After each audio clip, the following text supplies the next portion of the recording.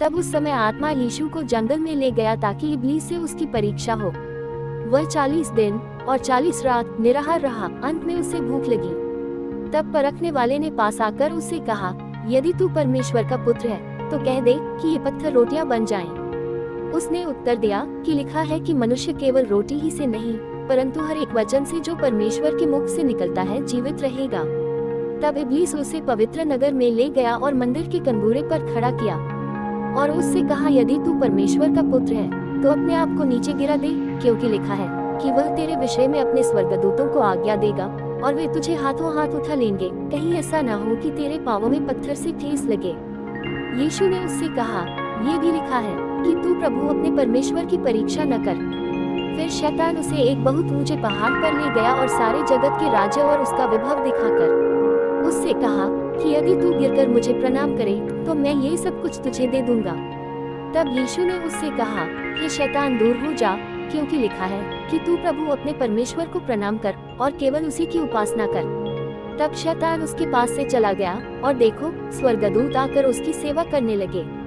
जब उसने ये सुना कि यूहन्ना पकड़वा दिया गया तो वह गलील को चला गया और नासरत को छोड़कर कफरनहूम में जो झील के किनारे जबूलून और नप्ताली के देश में है जाकर रहने लगा, ताकि जो यशायाह भविष्यद्वक्ता के द्वारा कहा गया था वह पूरा हो कि जबूलून और नप्ताली के देश झील के मार्ग से यरदन के पार अन्य जातियों का गलील। जो लोग अंधकार में बैठे थे उन्होंने बड़ी ज्योति देखी और जो मृत्यु के देश और छाया में बैठे थे उन पर ज्योति चमकी।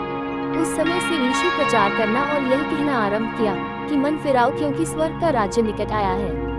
उसने गलील की झील के किनारे फिरते हुए दो भाइयों अर्थात शिमोन को जो पतरस कहलाता है और उसके भाई अंद्रियास को झील में जाल डालते देखा, क्योंकि वे मछली थे, और उनसे कहा, मेरे पीछे चले आओ तो मैं तुमको मनुष्यों के पकड़ने वाले बनाऊंगा।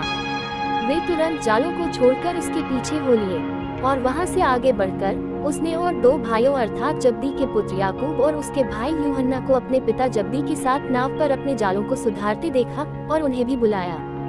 वे तुरंत नाव और अपने पिता को छोड़कर उसके पीछे हो लिए। और यीशु सारे गलील में फिरता हुआ उनकी सभाओं में उपदेश करता और राज्य का सुसमाचार प्रचार करता और लोगों की हर प्रकार की बीमारी और दुर्बलता को दूर करता रहा।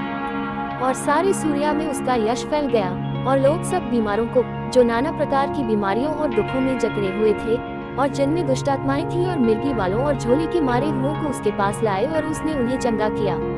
और गलील और दिकापुलिस और यरूशलेम और यहूदिया से और यरदन के पार से भीड़ की भीड़ उसके पीछे हुई। जीसस शिक्षा यूट्यूब चैनल को सब्सक्राइब करें और बेल आइकॉन को दबाएं और इस वीडियो को ज्यादा से ज्यादा शेयर करें। लाइक कमेंट करना ना भूलें। धन्यवाद। जय मसीह।